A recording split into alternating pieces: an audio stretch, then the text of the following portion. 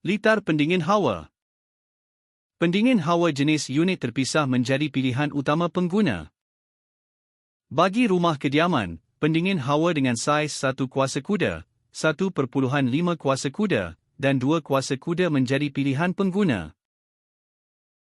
Mengikut garis panduan daripada Suruhanjaya Tenaga, bagi litar pendingin hawa jenis unit terpisah di bawah 3 kuasa kuda, kadaran MCB yang perlu digunakan adalah 20 ampere.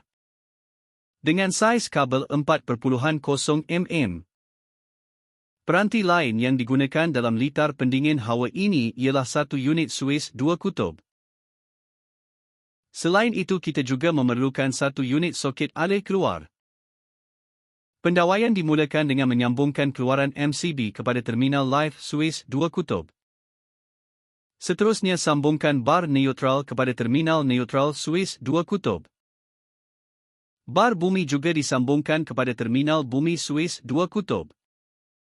Ketiga-tiga kabel ini disambungkan kepada terminal dengan label talian atau lain. Bagi terminal Swiss 2 kutub yang dilabelkan dengan beban atau load,